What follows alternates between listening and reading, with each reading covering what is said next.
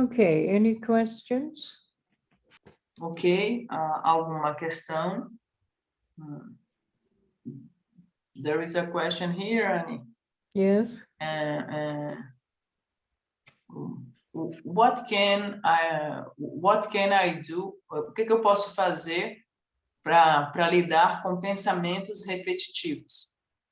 Muitas vezes eu fico pensando em uma cena que aconteceu na minha vida e aquilo fica martelando, né, se repetindo.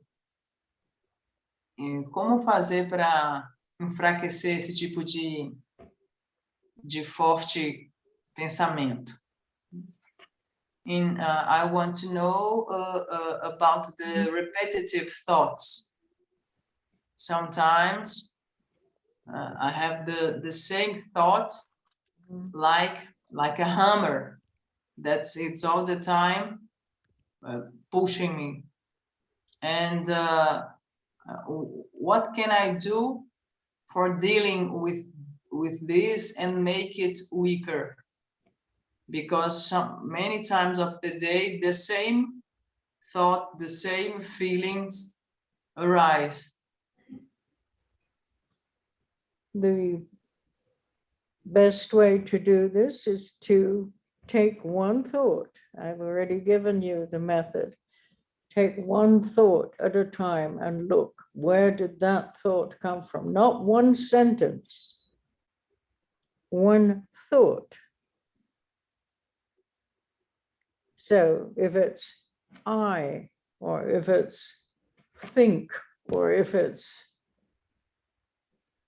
beautiful, if it's flower, whatever it is that's come up in the mind, not a whole sequence of thoughts. You just want one thought.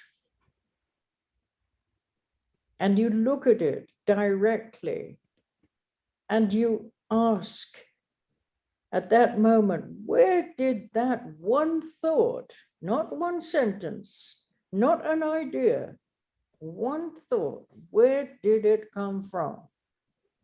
And when it's in the mind, where does it stay and how long does it stay? And after it's gone, where did it go to? That is the way to break up the solidity of the thought process, the attachment to the thought process.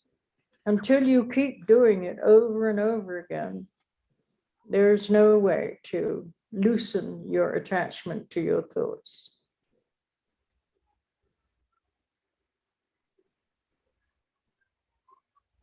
You can use the other methods of shamatha. I've taught so many different methods of shamatha. Using an object, using a letter A, yes, as support, using a deity as support, so many different methods of shamatha that will help to calm down the movement of the mind, the jumpiness of the mind. Whether you have the thought one time or whether you have the thought 100 times, it still has no substance, no meaning, no value. Doesn't matter how many times you have the thought.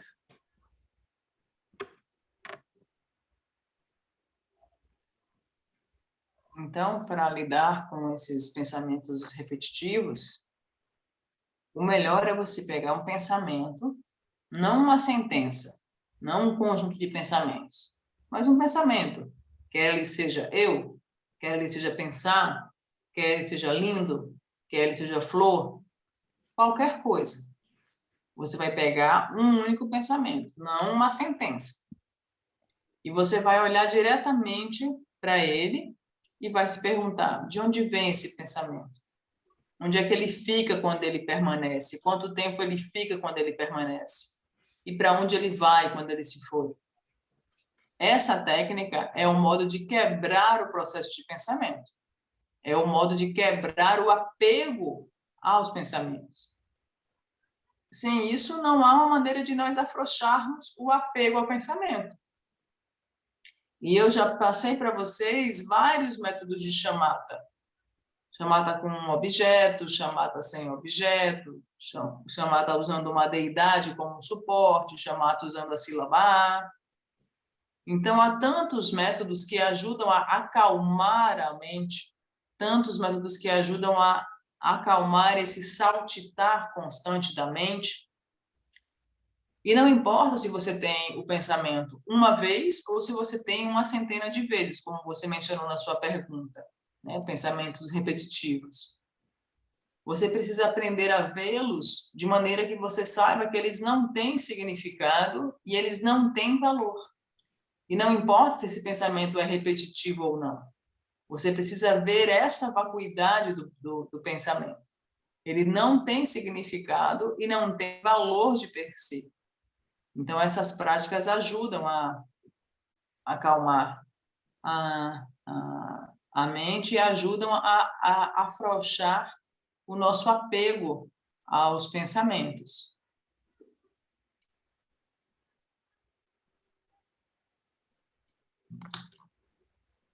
Karun has a question.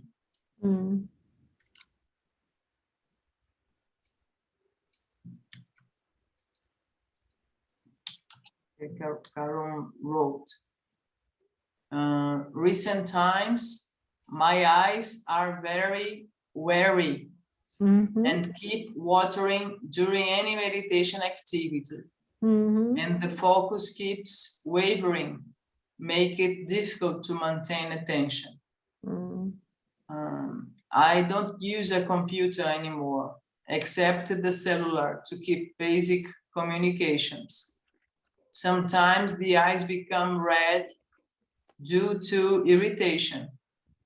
What must I do in this case? Yeah, well, don't strain the eyes, don't stare. You have to keep your eyes in a very natural position when you are practicing, not wide open and not closed, just naturally, a natural gaze, maybe downwards. And use some eye drops.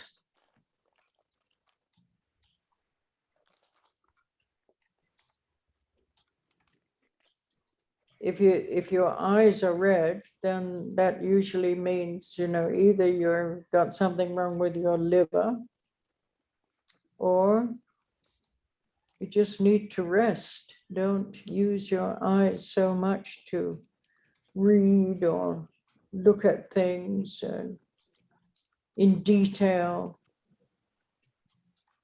Too much strain.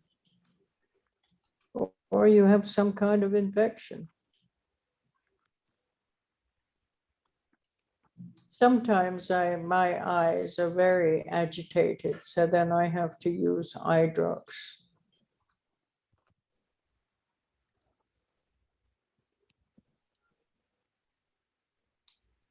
Depends on the dust in the air, the light. I'm very sensitive to light. I'm not very good in bright light.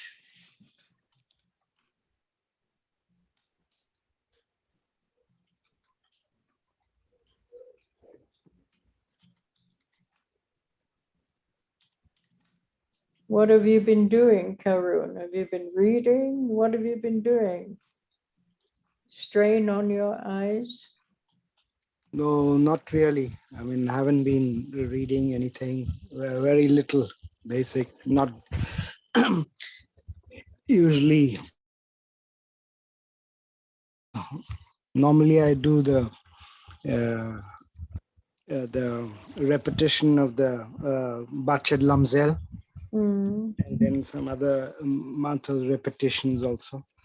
And that's all. I mean, sometimes I watch a little TV, hardly any news, I mean, occasionally. And then some movie occasionally. But sometimes I stay awake for a long time in the night. I don't get to sleep so easily unless I'm very tired or something.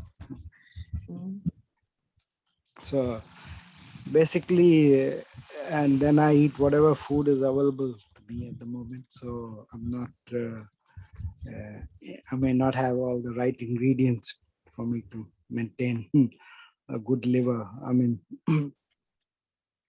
but I eat simple food, preferring mostly vegetarian. Occasionally some meat here and there if comfort. Yeah. Yeah, need to relax the eyes a lot. Mhm. Why aren't you sleeping? Got problems? You're thinking about something? No, not really. I mean, don't seem to be bothered by many things. I mean, even some issues which I have. I mean, of the family and all that.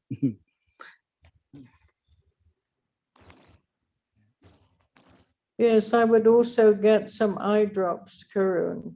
Okay, I can try and use this. Yes. Yeah, because it could be the dust in the Yeah. air. I find Yes. that eye drops can be very helpful.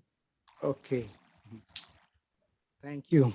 And then focus on the heart center when you go to bed, when you lie down. Okay. Mhm. Focus on a red small dot in Okay. your heart chakra. Okay. Mhm. And just breathe very gently, relax, relax, and just focus on that. See how that helps. Okay. All right. Thank you. Take care. Don't force anything. Yeah.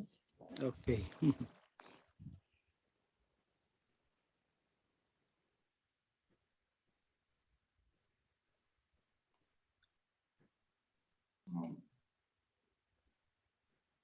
Então, o Karun comentou, né?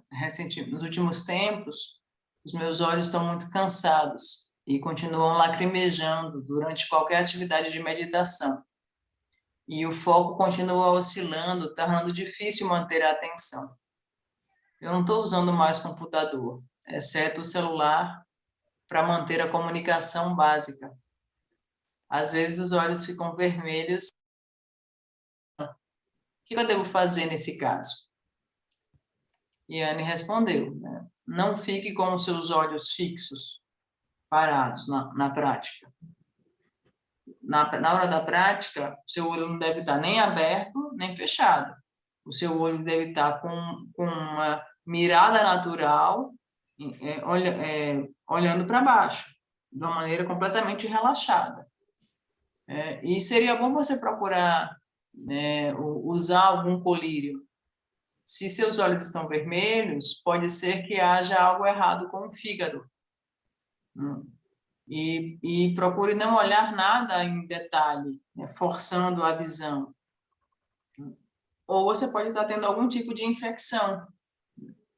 E tudo depende, porque no meu caso, às vezes eu fico com os olhos irritados. E quando é que eu fico com os olhos irritados?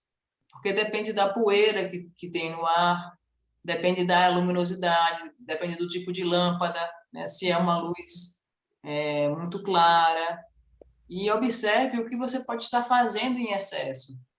Talvez você esteja lendo muito, né, com os olhos abertos e fixos e tensionando, né, os seus olhos. E aí ele perguntou, você está fazendo alguma coisa assim? E Karun falou que mencionou que não. E que normalmente ele faz Barchet Lamsel. E só que o Karun mencionou que ele está tendo insônia. E às vezes ele fica a noite inteira sem dormir. E aí a Ani mencionou, né, para que ele, quando for se deitar, ele coloque o foco dele no chakra do coração, vendo um pontinho vermelho no coração. E aí ele procura respirar bem relaxadamente. E ela disse, veja como isso vai te ajudar. E se cuide e não force nada. Não force nada. Ok. Okay. Anyone else? Yes, there is Anita's question here. ao fazer a prática de Barchet Lancel, visualizamos as letras na testa, na garganta e no coração do Guru Rinpoche. Porém, de repente, durante a prática, percebo que eu estou com as letras no meu próprio corpo. É correto fazer a prática desse jeito? When I'm doing Barchet Lancel's practice, I visualize the letters on the forehead, throat, and heart of Guru Rinpoche. But suddenly, during the practice, I realized that I have the lyrics on my own body. Yeah, that's fine. Okay. That's correct. Yes, you can, to maintain the focus, you can visualize on Guru Rinpoche's body, on his head, throat, and heart, and also on your head, throat, and heart. So then the light is focused when you're saying the prayers. Tá tudo certo. Tá tudo certo, Anita. Tá certo, você pode ver as letras na testa, na garganta e no coração do Rinpoche, e pode ver na sua testa, na sua garganta e no seu coração. E isso refina o seu foco ao você recitar as preces. Mas está tudo certo, pode fazer dessa maneira. Ok, obrigada.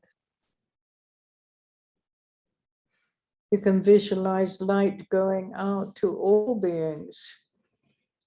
You visualize going out to all the crown center, the throat center, and the heart center, purifying all obstacles of all beings. Can do it different ways. Nós podemos também visualizar luz para todos os seres. Luz saindo do chakra da coroa, luz saindo pela nossa garganta, luz saindo pelo nosso coração, luz saindo do chakra garganta, da fronte da garganta e do coração do Guru Rinpoche, e indo para todos os seres, purificando todos os obstáculos de todos os seres. Então, essa prática de Barchet Lancel, ela pode ser feita de diferentes modos. E esses modos estão certos. Pode ficar tranquila que está tudo certo.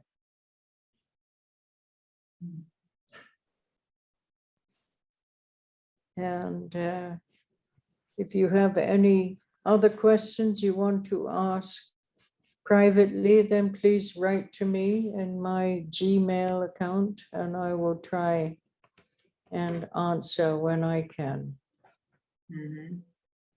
Ani, there is a question here. Yeah. As Sanjaya is asking, what is the difference between Barchet Lancel and just regular Guru Rinpoche? Well, we're particularly focusing on the outer, inner, and secret obstacles with Barchet Lancel. And if you have read White Lotus, which is a book that you should read, if you haven't read it, that will give you the whole meaning of the 7-line prayer on the outer, inner, and secret levels, and you can see just how profound it is. It's the whole path itself. So when we are saying the 7-line prayer, we're calling up all the power and the blessings of Guru Rinpoche. And when we do Barchet Lancel, we're particularly calling up the power of Guru Rinpoche to remove the outer, and but in order to understand the 7-line prayer, you need to read White Lotus. It's an extraordinary teaching by Mipam on the 7-line prayer. Okay. A diferença essencial é que quando nós fazemos a prática do Guru Rinpoche, nós estamos invocando todos os poderes de Guru Rinpoche. E quando nós fazemos a prática de 7 linhas, nós estamos invocando diretamente todos os poderes de Guru Rinpoche para remover todos os obstáculos internos, externos e secretos. É algo mais direcionado. Então, eu recomendo que todos vocês leiam o livro Lótus Branco. Nesse livro, o White Lotus, há a explicação detalhada da prece de 7 linhas, que eu recomendo que todos vocês possam ler esse livro.